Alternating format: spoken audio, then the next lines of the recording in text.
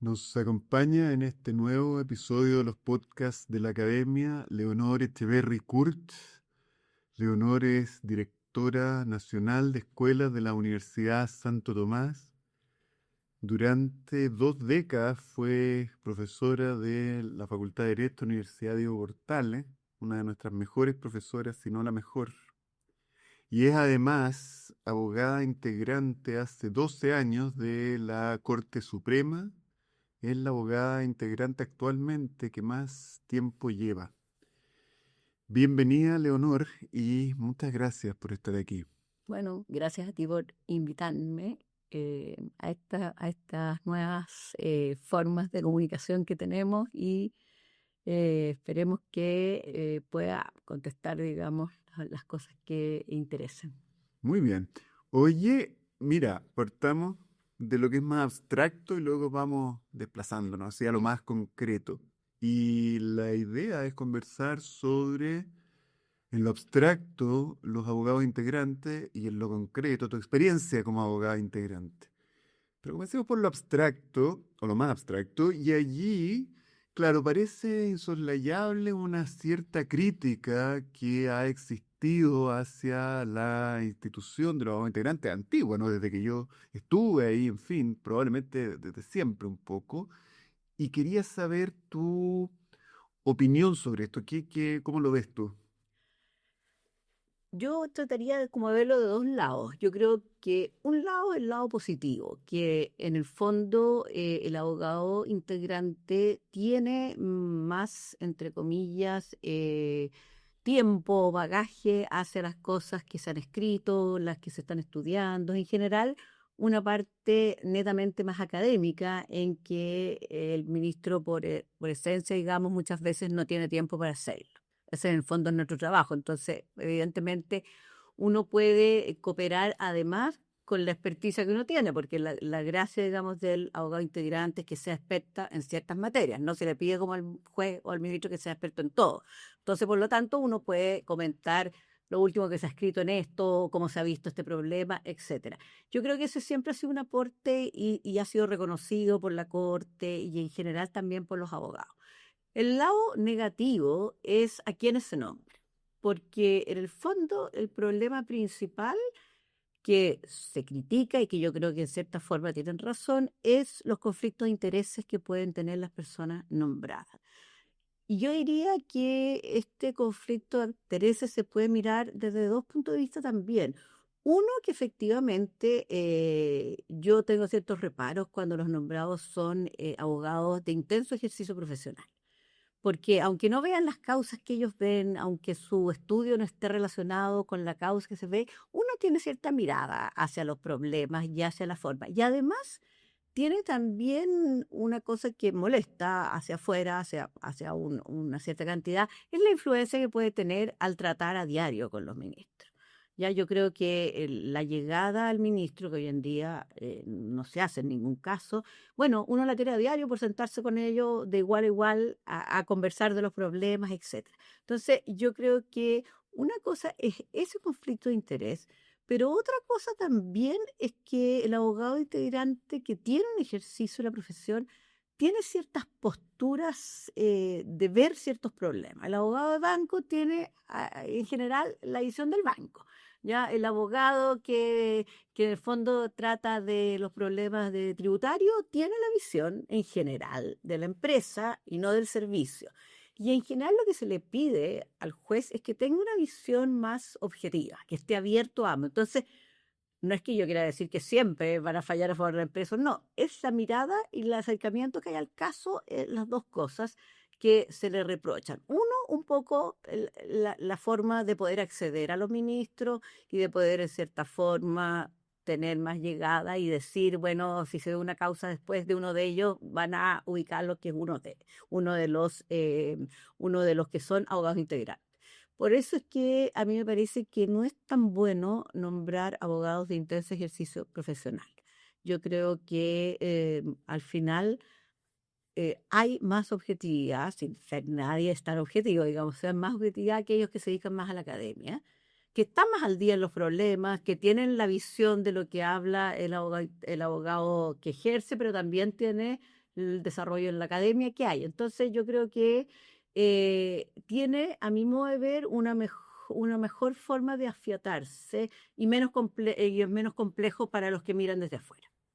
Oye, y actualmente la ratio, la proporción de abogados de ejercicio y gente más vinculada a la academia, ¿la tienes en la cabeza? Bueno, yo creo que en este periodo mucho más ligado a la academia. Yo creo que en el anterior periodo había más, sobre todo, abogados muy destacados que eran de intenso ejercicio, entonces era como más notorio quizás, porque hay otros que son de ejercicio, pero menos reconocidos a nivel, digamos, de abogado. Y ahora yo diría que no, yo diría que hay un mayor porcentaje, mucho más de los que están dedicados a la parte académica. De acuerdo. Y eso, cuando tú dices dedicados a la parte académica, se trata de abogados con, o profesores y profesoras más bien, con jornadas completas o como era la academia más antigua, con estos profesores horas, etcétera. Bueno, Digo, un poco, ¿no? tenemos un buen número que tiene jornada completa. O sea, por ejemplo, los tres abogados que están en mi sala, digamos que son los abogados, los tres tienen jornada completa, ya en diferentes universidades. Ya si uno va recorriendo, uno se da cuenta que hoy en día hay otros que no tienen jornada completa, se dedican mucho a la academia, pero no tienen jornada completa, se dedican también a hacer informes, cosas así. Pero yo diría que en este minuto hay un gran porcentaje más dedicado, más full time a las universidades. Puede que no todos tengan jornada completa, pero tendrán media jornada. O sea, que su labor está vinculada más a las universidades que al ejercicio profesional. De acuerdo. Lo déjame hacerte una pregunta cuya respuesta yo conozco, pero no necesariamente todas las personas que nos están escuchando. Para quien no lo sepa del todo, ¿cuál es la labor de un abogado integrante? Es como si uno dijera otro juez. Bueno, en el fondo la labor del abogado integrante es reemplazar al ministro que no está, que puede ser que no esté porque el día lo tiene, lo pidió, etcétera, está en comisión de servicio por diferentes motivos, y lo que se ha dado últimamente en estos últimos años que no han sido nombrados. Por lo tanto, eso ha sido más, podemos llamarlo caótico en el sentido de la cantidad de abogados integrantes que han tenido que efectivamente participar. Porque si la Corte tiene todos sus integrantes, en el fondo uno cumple el rol netamente de reemplazarlo, que en el fondo es, pero no es tanto. Cuando no están, hay que reemplazarlo siempre. Todos los días no están. Actualmente, y eso que acaban de nombrar a uno, hay cuatro todavía lugares que no han sido nombrados. Perdón, sí, cuatro. Cuatro que no han sido nombrados. Entonces, claramente, todos los días las salas tienen que haber por lo menos cuatro abogados integrantes funcionando.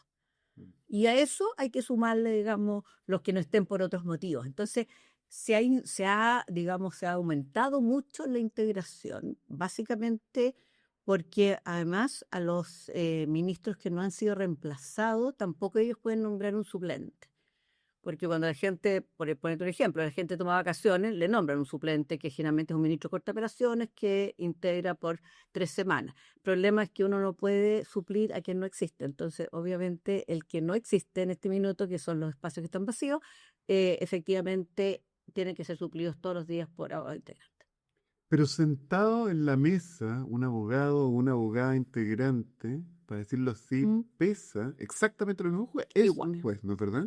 Es exactamente igual, tiene las mismas obligaciones, los mismos deberes, es contado como uno más en el sentido de redactar el fallo, de corregir los fallos, o sea, tu opinión es una más, o sea, no es que valga menos y haya que adecuarse a la opinión de los ministros, o sea, si uno mira los fallos, a veces el voto minoría lo tiene algunos de los abogados integrantes, o sea, Mm. no hay ninguna, exactamente ninguna diferencia. La única diferencia es que uno no tiene el cargo de ministro ni las otras obligaciones que tienen los ministros. De carácter, sin Pero embargo, más administrativa, ¿no? totalmente, o sea, nada, no hay nada que hacer en eso, Pero pero sí, jurisdiccionalmente un equivalente perfecto. no, perfecto, o sea, tú vas, te sientas a la hora que corresponde, estás toda la audiencia, oyes todos los alegatos, participas en todos los acuerdos, todas las discusiones, se toma el acuerdo y te puede tocar a ti redactarlo como le puede tocar a otro y después tienes que corregir lo de todos los ministros cuando te van mandando los fallos. Y si a ti no te gusta eso y quieres poner un voto de minoría, nadie te lo va a objetar ni nada. O sea, no hay ninguna diferencia. Ahora mira, recordaba algo que tú dijiste hace un momento y es que una ventaja de los abogados y las abogadas integrantes, particularmente cuando tienen una trayectoria académica, es que pueden mantener más al día, actualizar, en fin, las discusiones. Pero eso supondría, y aquí viene la pregunta, que un abogado integrante, por ejemplo, tu caso, ¿no? Una experta en derecho de familia, está en la sala de familia, ¿no? En tu caso también eres una profesora de largos años de civil, por lo tanto podría estar en la primera. Y esta es la pregunta. Sin embargo, mi percepción es que los abogados rotan bastante, ¿no? Que estén domiciliados en una sala. ¿Tú podrías estar un día en la penal, por ejemplo? Sea en todas. O sea, yo no integra todas las que necesitan ser integradas. Y además hay que recordar que a uno lo pueden recusar libremente y por lo tanto ese día en general no te toca a tu sala, sino que en general te mandan a otra. Claro, lo Eh, cual diluye un poco la ventaja, ¿no? ¿Verdad? Claro, diluye la ventaja. Lo que pasa, bueno, yo puedo hablar en el caso mío, cuando uno lleva tanto tiempo, uno sabe cuál es la experticia de cada sala y ya la aprendió. Ya, por ejemplo, uno puede decir razonablemente que la sala penal, si bien uno la puede encontrar tremenda, es una sala que ve cosas más bien de procesal penal, más que de penal sustantivo.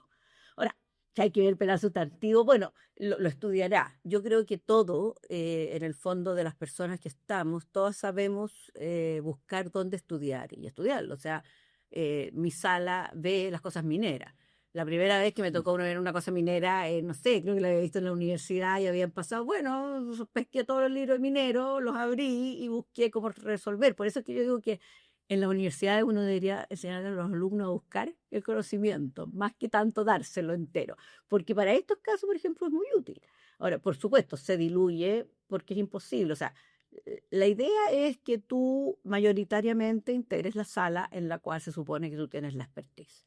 Y así parte. Pero cuando ninguno de esos puede o cuando ninguno ya están todos recusados, etcétera, hay que recurrir a los restantes generalmente en el orden en que están puestos, digamos, nombrados por el gobierno que nombró.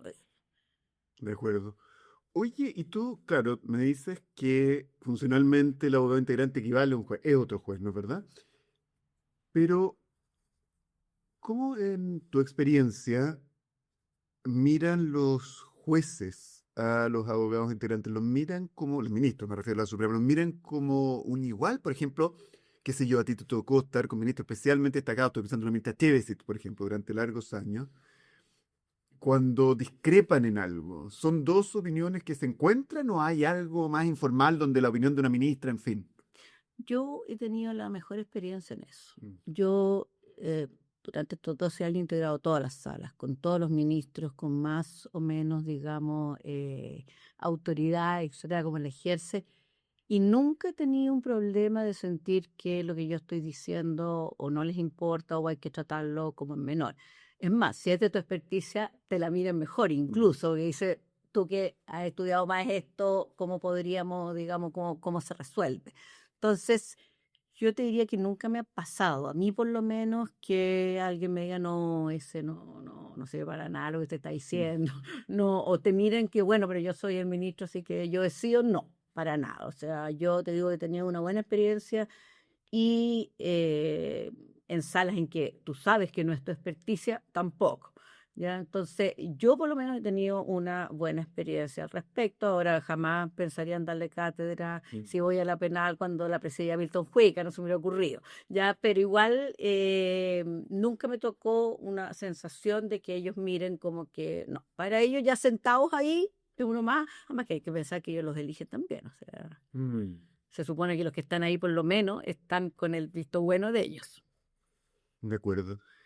Y otra cosa respecto de que van rotando los, perdón, los abogados integrantes y que no siempre son tan expertos en esa área, porque tengo la percepción, pero puedo estar equivocado, de que en algunas materias en las cuales no se logra jurisprudencia, ya vamos sobre estas materias, no en pocas ocasiones los abogados integrantes o algunos abogados integrantes tienen una participación un poco disruptiva, ¿no? Es como si la sala tuviera un criterio y de pronto aparece uno y, digamos, y dice libremente lo que se le ocurre aunque vaya contra el criterio. Entonces te quería preguntar, cuando la sala, la cuarta en tu caso, tiene varios criterios, recuerdo yo, y llega un abogado que es, qué sé yo, ¿no? Tu domiciliado en la tercera y opina distinto, ¿eso simplemente queda ahí o hay alguna forma de resolver eso? Ya vamos a ir a los casos que son más complicados, pero ¿hay un abstracto, o en tu sala al menos, alguna forma donde uno le diga, mire, la sala tiene este criterio, etcétera? Lo que pasa es que,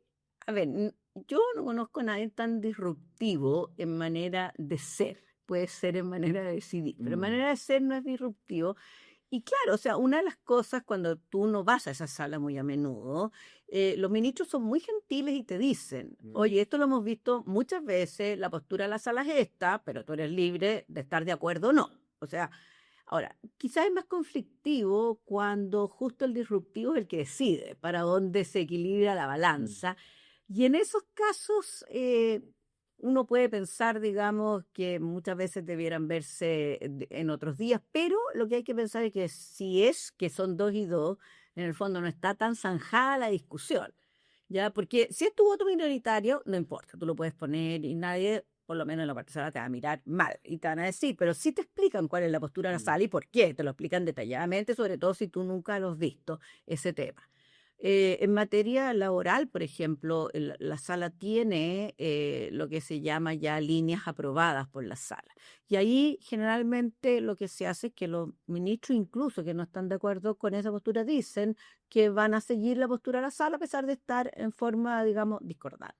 ¿Ya? Porque en el fondo son cosas que ya están unificadas y que si tú en general no estás de acuerdo, puedes decirlo, pero en el fondo tú vas a decir que ya te vas a sumar, que es lo que hacen muchos tribunales extranjeros también. O sea, ya tienen una línea, porque tampoco lo puedes cambiar tanto. ¿Ya? Y en los otros casos que puede pasar, bueno, de repente puede ser una lástima, pero la lástima mayor, yo te diría, es que cuando se juntan dos abogados integrantes que piensan distinto a la postura de la sala y ahí equilibran la balanza para el otro lado.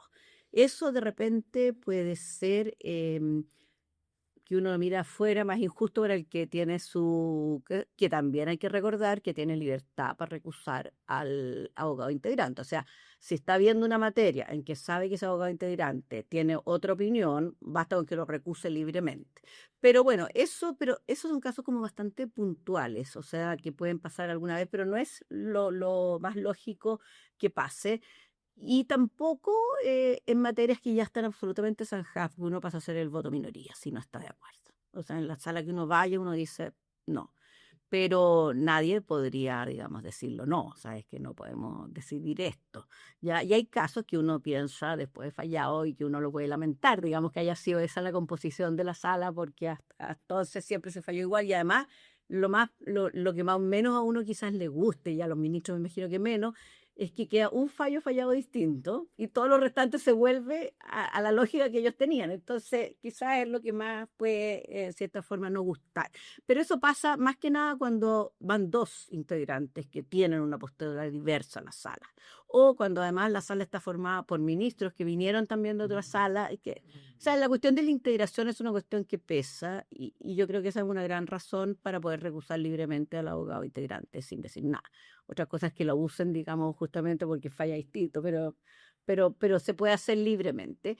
Y bueno, ahí la cosa es, ojalá tratar de equilibrarlo, pero nadie, o sea, yo nunca he sentido presionada para fallar por la, jamás. Aun cuando vayas en minoría, consta, en algún momento estás de hecho en la cuarta, este es el tema que quería conversar contigo, tú estás en minoría en la cuarta respecto del momento en que se interrumpe la prescripción. No, no estaba en minoría. Bueno, ahora no sé, porque hay Hmm. una ministra que se cambió. Ya no, estábamos, lo que pasa es que se cambiaron, pero no, el presidente actual piensa lo mismo que la presidenta que se fue a ejercer de presidenta en cuanto. Había dos, pero los fallos que han salido, lo que pasa es que hay una postura distinta en laboral, y eso es Espérate, cuenta, cierto. desarrolla un poco para que No, quienes lo que no pasa es que, tengan... bueno, claramente respecto a la discusión que se inició por un fallo en la cuarta Mm, sala, en que la discusión es si basta con la presentación de la demanda o es necesario notificarla para que se interrumpa la prescripción. Y ahí, cuando nació ese voto en minoría. Fue esa vez, de ahí se lo empezaron a cuestionar y algunos ministros, digamos, sostienen que es desde que se interrumpen y otros desde que se notifica. Yo considero que es desde que se notifica. Y yo te diría que esa postura todavía es mayoritaria en la En la cuarta cuarta. sala. Lo que pasa es que tenemos dos integrantes que piensan que desde que se presenta, más una ministra. Los otros ministros sí. Entonces, por eso digo, ahí, pero ojo que no hay que confundir porque en materia laboral son más los que dicen que interrumpe, porque el artículo en que está redactado dice de forma distinta como lo hace el Código Civil. O sea, tiene tendencia a ser, pero hay ministros que fallan solo en laboral, así, y en el resto fallan con la notificación. ¿Ya? Yo creo que se juntaron dos integrantes, los tres, que estiman que es con la sola presentación. Entonces, si les toca los dos juntos, más uno, ahora yo creo que a estas alturas ya se sabe. Por lo tanto, recusar a uno de los dos es bastante, digamos, fácil. Claro, y sin embargo, creo Han salido que la algunos, semana sí. pasada salió uno nuevo de la cuarta, ¿no? Es que si es laboral, yo no diría Ya, ya, que ya. hay ese O sea, problema, esa es por la eso te distinción que digo. tú harías. Sí, de todas maneras, o sea, la laboral hay ministros que en el civil y en los otros fallan con la notificación y en laboral fallan con la presentación, pero es porque hay un artículo, que en este momento no me acuerdo cuál es, que dice de forma distinta, que es mucho más parecido a la presentación de la demanda, no es como lo que está Pero el redactado, artículo del Código Civil, no del Código Tributario, pero- del, del perdón, Código Código del Laboral. Trabajo, Ajá, sí.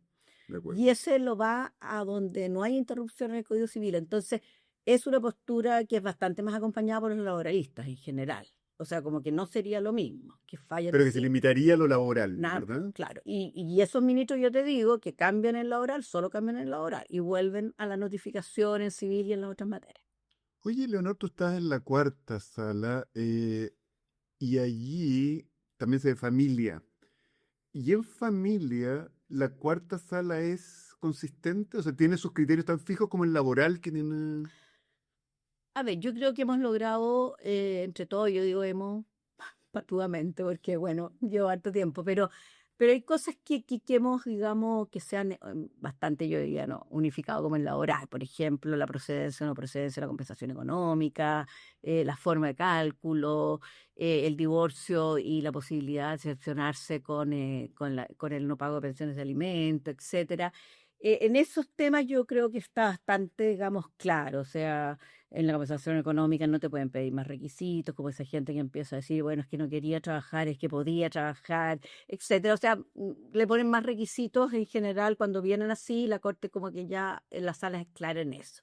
Donde nunca hay acuerdo, pero no por una cuestión jurídica, es por una cuestión material más bien.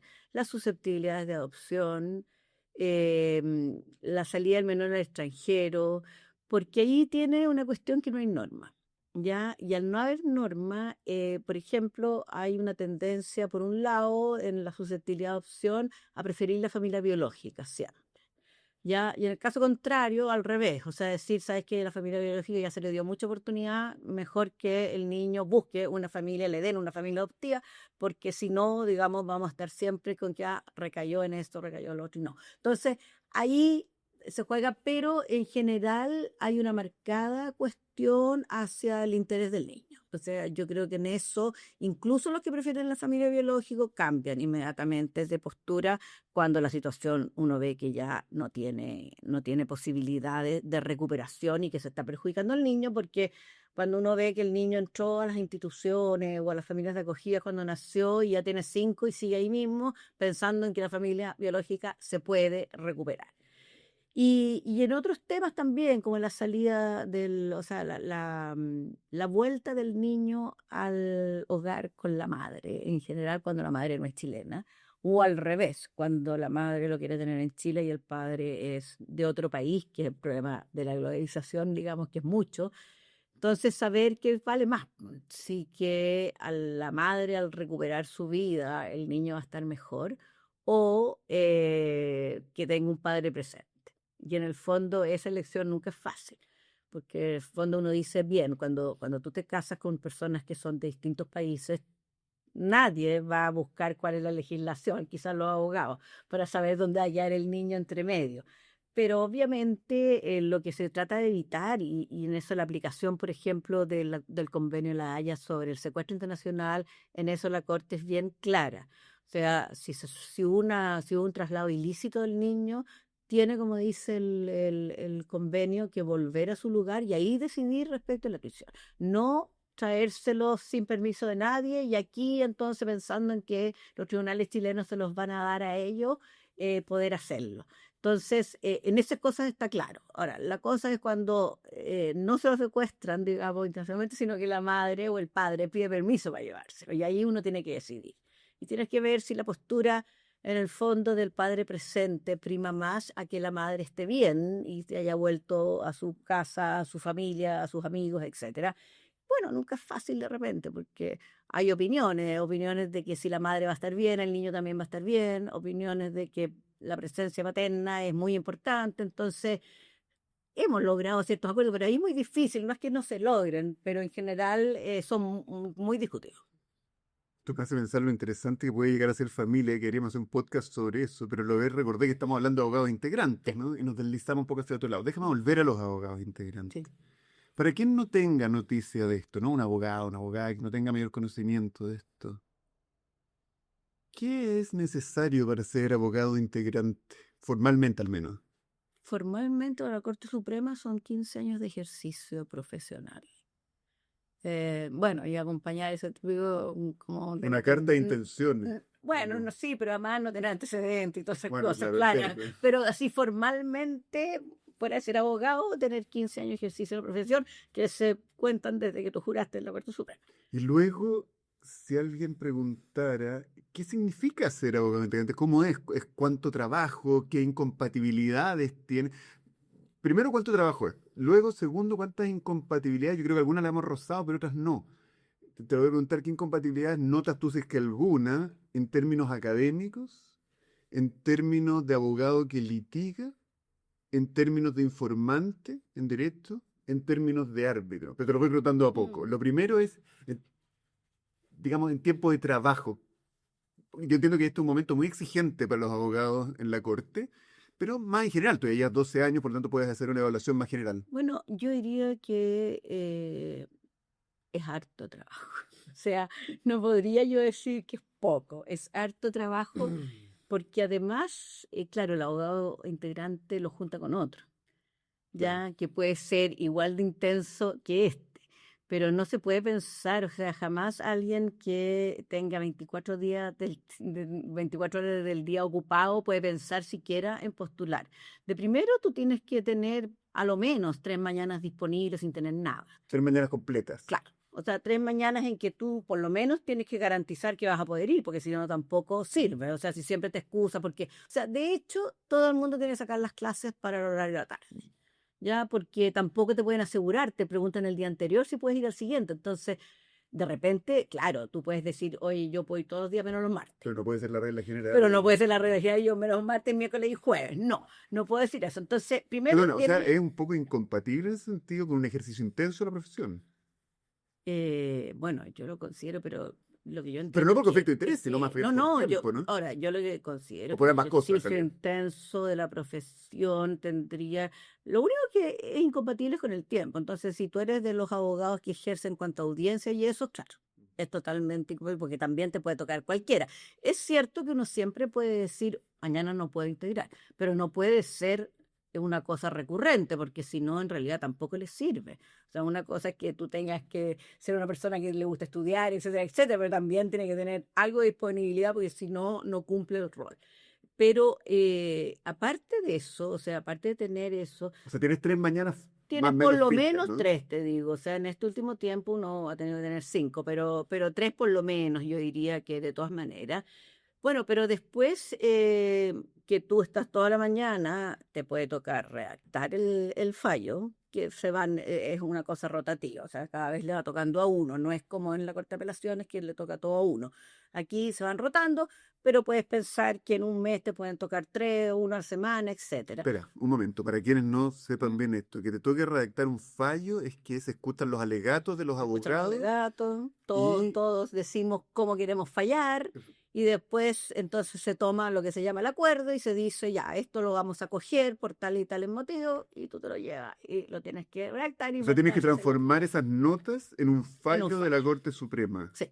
Lo cual, supongo yo, a estas alturas para ti no es muy problemático, pero al principio sí que tiene que O haber sea, la sido primera vez te puedo muy decir que en difícil, un ¿no? fallo que además era de una materia que uno sabía perfectamente, por lo menos me demoré como 3 semanas solo en redactarlo, ¿ya? Porque previo a eso te tienes que leer todos los antecedentes del caso, porque de repente la relación que tuviste fue buena, pero de repente se les puede haber pasado un detalle que era importante, eh, o simplemente cuando relató uno entendió otra cosa y uno, bueno, se da cuenta y manda la nota de vuelta y dice, oye, yo creo que tenemos que tomar en consideración esto a todos los otros ministros y nos volvemos a juntar en ese caso. Pero claro, como dices tú, eso que decidimos, tú lo transformas en un fallo. Y para una persona, claro, tú ya estás hace tiempo, pero cuando recién entra los fallos, Mm, ¿tú detectas algo así como, aparte de lo obvio, que tengan un tono, una cierta forma? Cuando te digo forma, estoy pensando no en lo evidente, sino, por mm, ejemplo, suponte tú, cuando era House of Lords inglés, tenían la tradición de no citar juristas vivos, mm. ¿no? Pero la corte tengo la impresión que no hay mucho, eso, que hay cierta libertad, ¿no? No, absolutamente. Eso da lo mismo si citas al vivo o al muerto. Y además, lo que yo aprendí, que los académicos te agradecen mucho que tú los cites. Porque en realidad no es que uno busque Mm. citar a uno preciso, sino que de repente uno encontró justo un informe, no un informe, digamos, un paper que uno dice, mira, justo trata este tema, vamos a ver. Y uno aprovecha ahí, si es que es lo que conviene, uno aprovecha ahí de citarlo. Tú no has hecho Pero la autocita, no te has citado a ti no, mismo, ¿no? no, Eso sería un poco no, excesivo. eso no, Muy bien, en muy bien. autocita no. Pero sí, digamos eso. Y, y, digamos, formal no. Yo creo que lo que se trata, eso sí, es que el lenguaje sea como neutro. Ya como bien, o sea, ni complicado, pero tampoco tan personal, que de repente uno dice, lee un fallo y uno sabe quién lo hizo. O sea, cuando uno lee un paper, muchas veces sabe quién lo hizo por la forma de hablar. Yo creo que eso se trata ya más bien de declararlo más bien neutro. Y que no tenga ¿Ya? el tono de un artículo, ¿no? ¿Verdad? O sea, que no sea No, tan pedagógico, en fin. no, para nada. Y además no hay que olvidar que tiene que tener mucha relación con los hechos de la causa. Que eso de repente cuando uno llega las primeras veces cree que va a ser un lindo como tratado. Y no, o sea, dice, uno no puede olvidarse que la mayoría de las cosas son, en este caso no se logró acreditar. O sea, yo aprendí eh, durante el primer año por la ministra que me decía, lo que no se prueba no existe. Ya, y lo cual a uno le costaba, porque igual uno veía un informe que estaba, pero si nadie lo tomó en cuenta y nadie uno no lo podía tampoco tomar en cuenta. Entonces, en el fondo no hay que olvidar que lo que uno hace es aplicar el derecho a esos hechos. Y por lo tanto, ya la prueba que se rindió. Y por lo tanto, uno tiene que tratar de hacerlo también claro.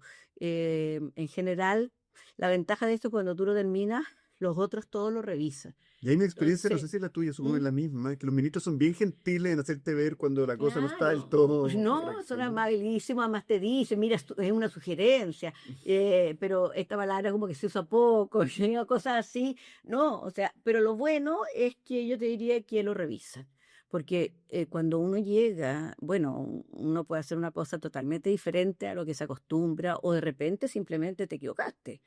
Pero si tú tienes la tranquilidad que uno tiene, que lo van a revisar y lo van a hacer bien, y cuando algo no les parece tan bien, uno lo vuelve a conversar. Por eso te digo que la relación con ellos es una relación muy fluida, o sea, muy de todos los días en el caso de uno. Entonces, obviamente que si uno va a tomar un caso y le van a ver el caso que es de uno, pero ese día uno no va a estar, es como un poquito injusto, encuentro. O Mm. sea, no estás en igualdad de condiciones por mucho que estoy segura que los ministros lo harían objetivamente, pero la sensación hacia afuera no es la misma. O sea, esta la ven todos los días, la conocen y cómo va. Por eso, en el fondo, los que integran tienen que, no pueden en ese minuto, por lo menos durante esos años, ejercer.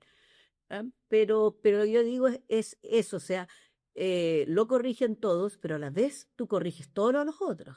O sea, tú corriges entre comillas, pero te los tienes que leer todos los que salen 2 días que tú Entonces tú corregirías, fuiste. por ejemplo, sin problema uno el presidente de la sala, en fin. Por Diría, mire, supuesto, yo le diría, ¿sabes qué? Eso yo no, o lo que pasa mucho, voy a poner una prevención mm, sobre esto, porque si bien yo estoy de acuerdo con el resultado, no estoy de acuerdo con este fundamento, ya, porque uno ha opinado siempre lo contrario de eso, pero nadie tiene ninguna molestia por eso, o sea, y lo otro en general, pero igual es por eso que tú me preguntabas el tiempo, o sea, todo eso hay que hacer. ¿ya? O sea, tienes que hacer el tuyo, tienes que esperar a que lo corrijan, tienes que volver a corregirlo, pero además tienes que leerte todos los otros que existen.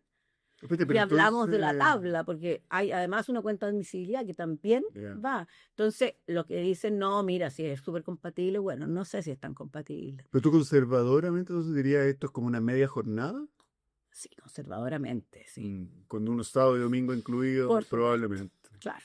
O sea, sí. De acuerdo. Oye, volvamos, ya, eso está. Y volvamos a lo que te preguntaba yo de las incompatibilidades. Pero esta vez no te lo pregunto porque no hay allí, hay algunas evidentes, pero en fin, hay otras, tengo yo la impresión que está en una zona más grisácea, ¿no? Donde más bien depende de la persona. Entonces te lo voy a preguntar personalmente.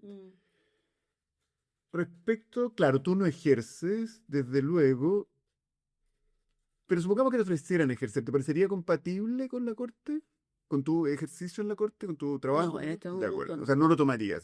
¿Te parece que no es A mí compatible? no, no me acomodaría más. Yo pienso más que llevo demasiado tiempo, entonces más todavía no lo haría. Ya al principio yo creo que como yo no ejercía, no, quizás al principio si uno hubiera ejercido harto, tendría que haberlo visto, si me convenía. Yo habría siempre hecho una elección, si me convenía más una cosa o la otra, qué Mm. quería más hacer. O sea, si prefería tener eso, te daría, por lo que yo te dije al principio, o sea, para mí el abogado integrante no debe ser en general como el que ejerce intensamente la profesión. Ahora, yo creo que los que ejercen intensamente la profesión no han sido tantos. Hay unos que ejercen, pero no tan intensamente. Algunos lo han hecho, yo creo que no conviene, pero más que nada, no por el conflicto de interés del caso, sino por más bien de la mirada. Y que tú no puedes parar todos los casos que lleven en tu oficina o en tu estudio para que no llegue ninguno más. Y por supuesto no va a llegar a tu sala y menos tú vas a estar, ¿ya? Pero también lo que hablábamos, o sea, si uno va a toda la sala y uno ejerce, le va a llegar en algún minuto el mío. Particularmente si tu Entonces, nombre está puesto en el membrete de la oficina, ¿no? claro, entonces es una cosa que yo me la encuentro más complicada. Por eso creo que es más sano el que no ejerce. Y el que no ejerce, no necesariamente no haya ejercido nunca, pero que ya dejó de ejercer, no pertenece a un estudio, etcétera. De acuerdo. Eso nos acomoda a los dos porque ninguno de los dos ejerce, Claro. pero vamos a donde podría ser más complicado.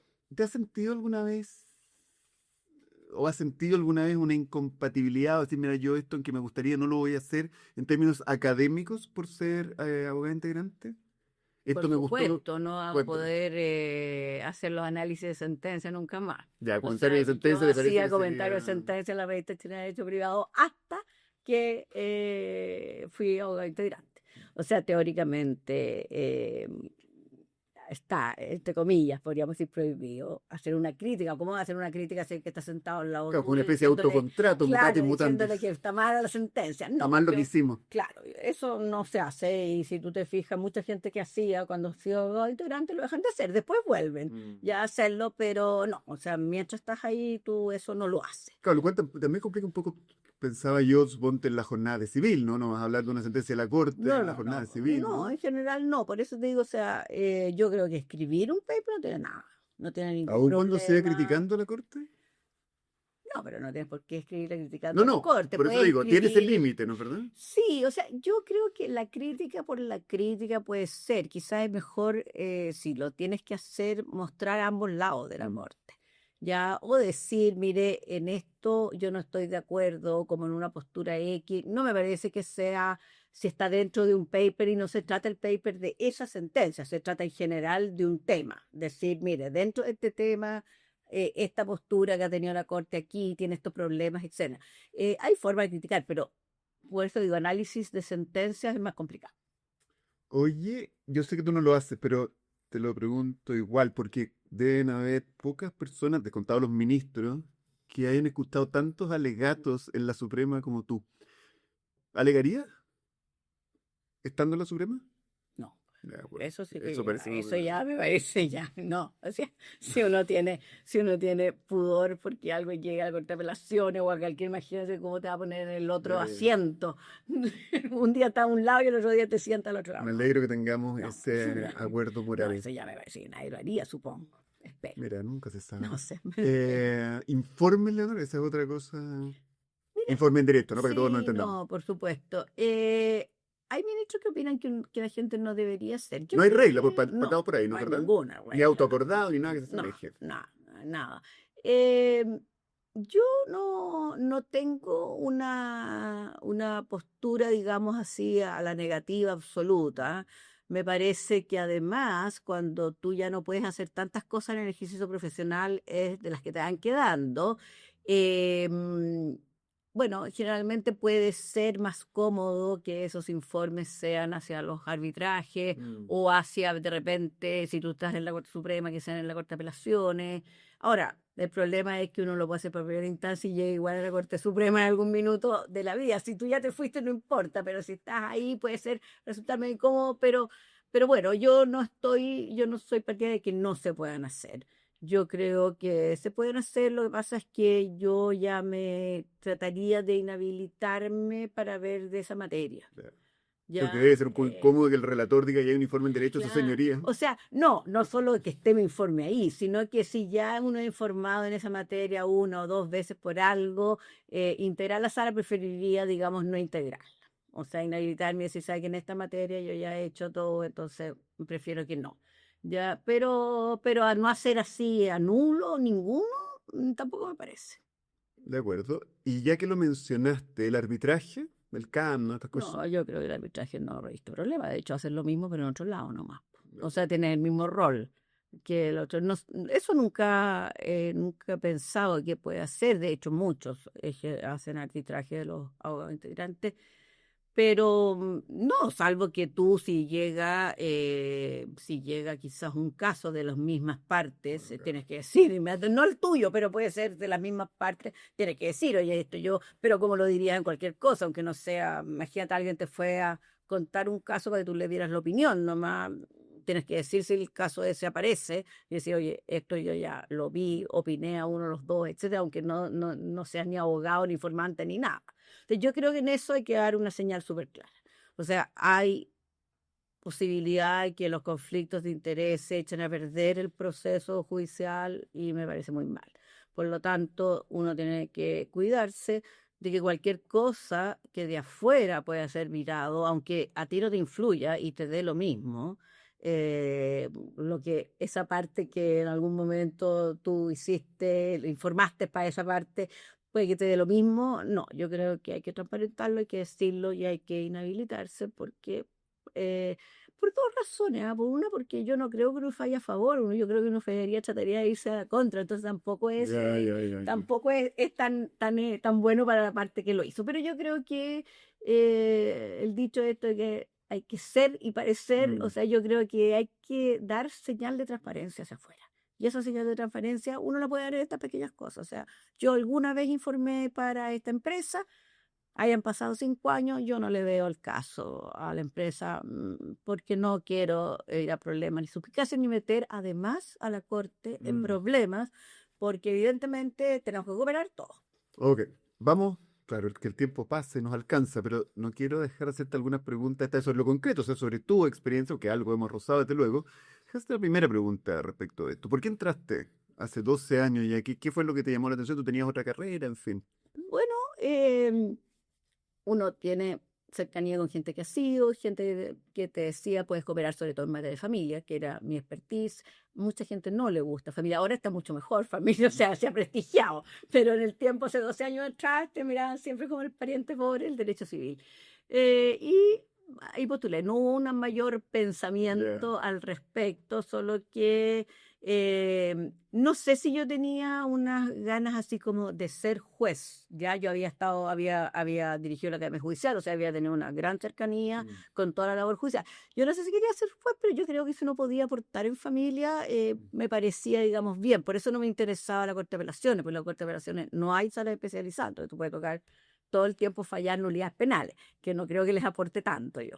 Entonces, claramente ese fue mi interés, más que nada. Nunca pensé que iba a estar 12 años, nunca pensé, digamos, que iba a ser de tanto tiempo, etcétera, se fue dando después. Perfecto. Y ya que lo dijiste, ¿cuánto tiempo crees que va a durar o no te indefinido esto? No, yo creo que todo tiene un límite, o sea, cuando uno lleva 12 años, yo creo que ya es un buen tiempo cuando hay que pensar que hay ministros que llegan y alcanzan a estar 5 porque llegaron más tarde, etcétera. No, yo creo que, bueno, para mí ha sido un aprendizaje inmenso. Creo que uno aprende, aparte de lo tuyo, mucho procesal, que uno cuando no ejerce no le pone tanto amor al procesal. Yo creo que aquí hay una gran aprendizaje y hay un aprendizaje a mirar una forma de fallar, una forma de vida también que tienen aquellos que han ejercido el Poder Judicial siempre, que han estado siempre ahí y yo creo que ha sido un grato descubrimiento de todo eso. Otra cosa es que igual tú eres el agente externo, así que por lo tanto, 12 años me parece que ya casi no parece externo. Entonces, yo creo que después de esto, la decisión más bien es no repostular. Perfectamente. Oye, déjame hacerte una última pregunta. Tú fuiste durante un tiempo, estos 12 años, presidente del Colegio de Abogados. ¿Cómo era compatibilizar ambas cosas? Estar en la corte, Eso fue muy tremendo. Esas son las cosas que uno llegó con todo el cariño que le tuve, pero uno llegó de rebote. O sea, eso accidental, sí, pero eso sí que no jamás se me iba a ocurrir. Que yo iba a hacer era el momento en que se puso el protocolo en el colegio de abogados de tantas mujeres y tantos mm, hombres igualdad. Entonces fue una búsqueda de mujeres que podían postular, etcétera, etcétera. Y así fue cuando me llamaron. Bueno, por ese motivo llegamos a ser presidente del colegio de abogados y eso yo diría que tan cómodo no es, ya, sobre todo porque igual en ese momento hubo algunos problemas con la misma corte, entonces en eso, bueno, yo decía que no firmaba los acuerdos, o sea, todo, pero igual es distinto si tú eres solo consejero o si tú eres presidente, porque si tú eres presidente y te vas a inhabilitar cada vez tampoco sirves tanto. ¿Ya? Entonces, yo les explicaba igual a los ministros, que alguna vez sí lo firmé, porque ya me parecía que era como obvio, pero igual yo sé que a algunos les causó resquemor y tenían razón. Ya hay otros que defendían y decían, bueno, pero en el fondo ella está en la cosa gremial también. Entonces, sí, pero no es lo más cómodo. Yo te diría que si bien uno trató de hacerlo justo, me tocaron algunos problemas que no eran tan gratos y que yo sé que hay algunos que después uno conversó con ellos, pero que en su minuto, digamos, decía, bueno, pero ese abogado de aquí, ¿cómo, por qué va a firmar esto que dice acá? No, también fue, al igual que digo en la corte, conocer otro lado de la profesión.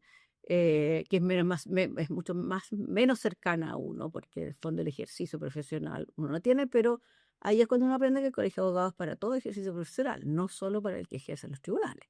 O sea, el colegio de abogados no es solamente para el abogado de ejercicio profesional. O sea, se trató, digamos, de incorporar más gente, pero claramente